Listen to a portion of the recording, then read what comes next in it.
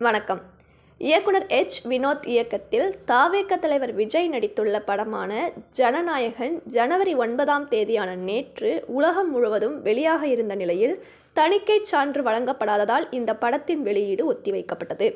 மேலும் ஜனநாயகன் படத்திற்கு தணிக்கை சான்று வழங்கப்படாததற்கு பலரும் தங்களது கண்டனங்களை தெரிவித்து வருகின்றனர். இந்த நிலையில் ஜனநாயகன் தணிக்கை விவகாரம் தொடர்பாக மத்திய தணிக்கை துறையை விமர்சித்து இயக்குனர் ரஞ்சித் தனது எக்ஸ் வலைதள பதிவில் கருத்து ஒன்றை வெளியிட்டுள்ளார்.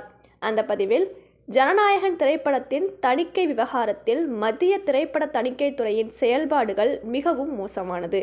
தனிப்பட்ட அரசியல் காழ்ப்புணர்ச்சியின் காரணமாக நடந்திருப்பதற்கான சாத்தியக்கூறுகள் அப்பட்டமாகவே தெரிகிறது.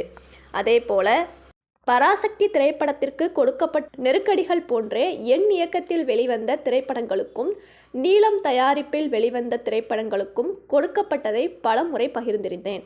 ஆனால் ஜனநாயகன் படத்திற்கு நிகழ்ந்திருப்பதென்பது தணிக்கைத்துறை தவறான வழிகாட்டுதலுக்குள் சிக்கியிருப்பதை காட்டுகிறது.